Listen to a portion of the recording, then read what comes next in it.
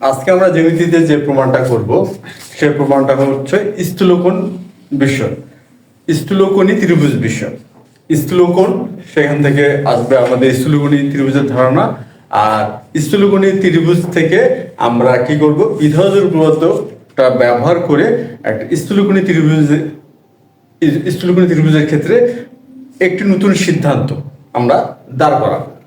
আচ্ছা, বিষয়টা কি? বিষয়টা হচ্ছে এমন, যদি ত্রিভুজ এবিসি এর কোণ সি স্থূলকোণ হয় আর এডি হয় বিসি এর উপর লম্ব, তাহলে দেখাতে হবে যে AB square equal AC square plus BC square plus 2বিসি ইনটু সিডি। এর প্রমাণটা আজকে আমরা করব। এটা হলো স্থূলকোণী ত্রিভুজ বিষয়। এখন কথা হলো স্থূলকোণী ত্রিভুজটা কি? আমি আলোচনা শুরুতে যেটা বললাম যে স্থূলকোণ অর্থাৎ যে ত্রিভুজের একটি কোণ স্থূলকোণ আর অপর দুটি হচ্ছে সূক্ষ্মকোণ। আর স্থূলকোণটা কি, 90 ডিগ্রি অপেক্ষা যেটা বড় সেই কোণটা হচ্ছে স্থূলকোণ, আর 90 ডিগ্রির চেয়ে ছোট সেটা হচ্ছে সূক্ষ্মকোণ। তাহলে যে ত্রিভুজের একটি কোণ 90 ডিগ্রি অপেক্ষা বড় অর্থাৎ স্থূলকোণ, সেই ত্রিভুজটাই হচ্ছে স্থূলকোণী ত্রিভুজ।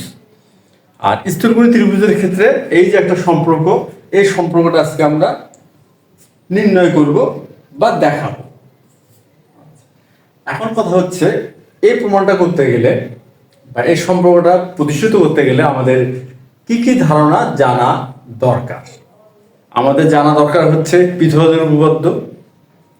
আমরা পিথাগোরাসের উপপাদ্যটা জানি যে পিথাগোরাসের উপপাদ্যটা হচ্ছে সমকোণী ত্রিভুজ বিষয়ক, যেটা কিনা অতিভুজের উপর অঙ্কিত বর্গ অপর দুই বাহুর উপর অঙ্কিত বর্গের সমষ্টি সমান। এটা কিন্তু আমরা খুব ভালো মতোই জানি পিথাগোরাসের উপপাদ্যটা, আর এটা হচ্ছে বহুল ব্যবহৃত একটি উপপাদ্য। এই ধারণাটা আজকে আমরা ব্যবহার করব। আর মূলত এই ধারণাটা ব্যবহারের মাধ্যমে আর কিছু ছোটখাটো কিছু গাণিতিক হিসাব আছে, সেগুলো ব্যবহার করলেই আজকে আমাদের প্রমাণটা হয়ে যাবে। তাহলে আমরা সরাসরি প্রমাণটা এখন শুরু করতে পারি। তা প্রথমে আমরা যেটা করে নিব, এই প্রশ্নের বর্ণনা অনুযায়ী একটা চিত্র অঙ্কন করব। অর্থাৎ প্রথমে একটা স্থূলকোণী ত্রিভুজের চিত্র অঙ্কন করব, যেখানে সি এবিসি হলো স্থূলকোণী ত্রিভুজ আর কোণ সি হলো স্থূলকোণ। তাহলে প্রথমে আমরা একটি স্থূলকোণী ত্রিভুজ এখানেই এ সি বি এখানে উল্লেখ করা হয়েছে সি স্থূলকোণ, এর জন্য আমরা সি স্থূলকোণ দেখালাম। তারপর বলতেছে এডি বিসি এর উপর লম্ব, আর বিসি আমরা যদি লম্ব আঁকি তাহলে বিসি অর্থাৎ বিসি কে বর্ধিত করতে হবে। তাহলে বিসিটাকে বর্ধিত করলাম আর এখান থেকে একটা লম্ব অঙ্কন করলাম ডি। তাহলে এডি হচ্ছে বিসি এর উপর একটি লম্ব। আর দেখাতে হবে যে AB square equal AC square plus BC square plus 2বিসি ইনটু সিডি। আমরা এখন বিশেষ নির্বাচনটা লিখে ফেলি। বিশেষ নির্বাচন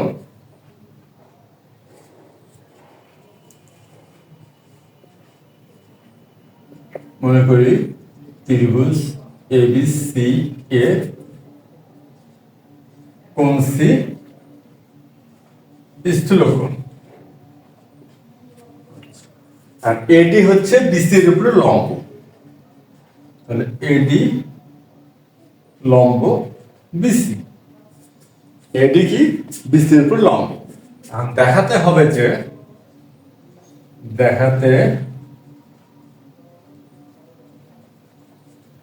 হবে যে এবি স্কয়ার সমান হচ্ছে AC square plus BC square plus হচ্ছে 2বিসি ইনটু সিডি। এটা আমাদের প্রমাণ করতে হবে বা দেখাতে হবে। এখন এর প্রমাণটা করতে যেয়ে আমাদের কোনো এক্সট্রা কোনো অঙ্কনের দরকার নাই। আমাদের যে প্রশ্ন অনুযায়ী যে চিত্রটা অঙ্কন করছি সেটাই যথেষ্ট প্রমাণের জন্য। সুতরাং আমরা এখন সরাসরি তার প্রমাণটা শুরু করি। প্রমাণ। এখন একটা বিষয় খেয়াল করি যে এডি লম্ব হচ্ছে বিসি, এডি লম্ব বিসি। এখন যেহেতু এডি লম্ব বিসি, অতএব ত্রিভুজ এসিডি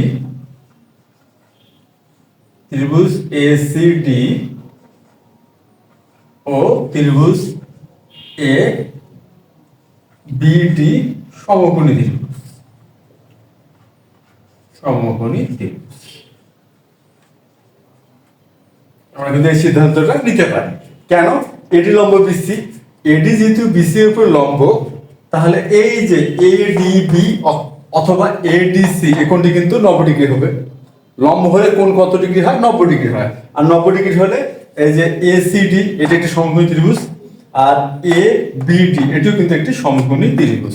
তাহলে আমরা এখানে দুটি সমকোণী ত্রিভুজের ধারণা দাঁড় করাতে পারলাম।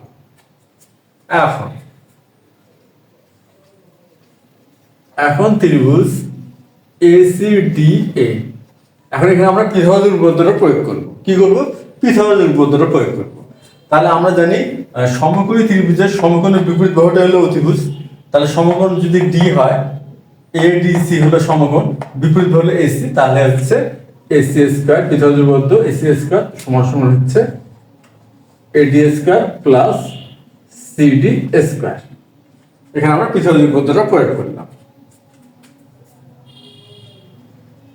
এবং ত্রিভুজ এবিডি এ কি হবে?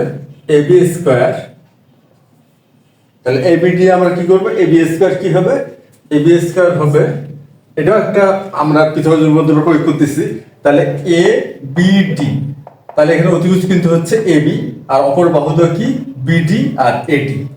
তাহলে এখানে আমরা লিখতেছি এডি স্কয়ার প্লাস বিডি স্কয়ার। এখন এডি প্লাস বিডি স্কয়ার এটা ঠিক আছে।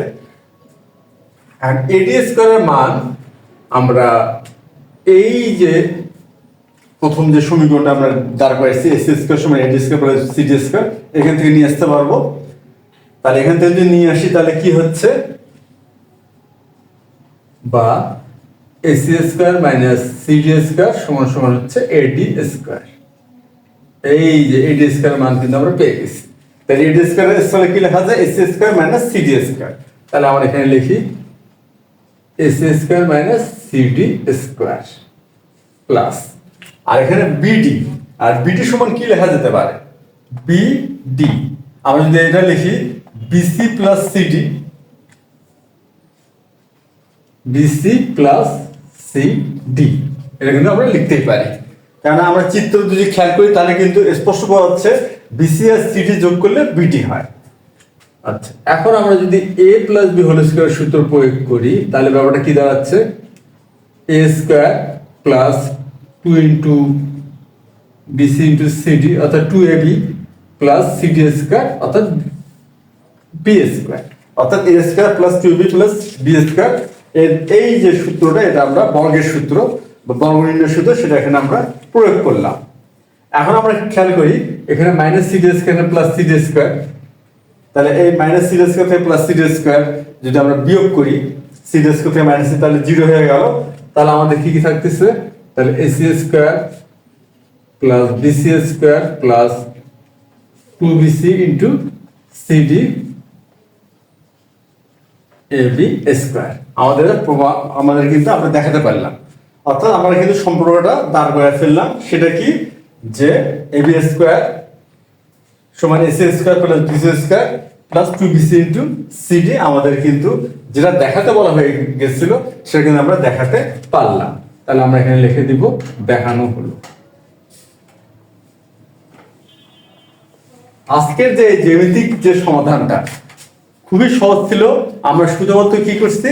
যে একটি স্থূলকোণী ত্রিভুজ অঙ্কন করছি। আচ্ছা, অঙ্কন করার পর কি করলাম? এখানে সমকোণী ত্রিভুজের ধারণা, যে আমরা লম্বটা অঙ্কন করছি এখান থেকে আমরা সমকোণী ত্রিভুজের ধারণা পেলাম। আর এখানে দুটি সমকোণী ত্রিভুজের ধারণা পেলাম, সেখানে পিথাগোরাসের উপপাদ্য প্রয়োগ করার মাধ্যমে আমরা কিন্তু খুব সহজেই এই গাণিতিক সমস্যাটার সমাধান করে ফেললাম। তাহলে আজকে এই পর্যন্তই, ধন্যবাদ।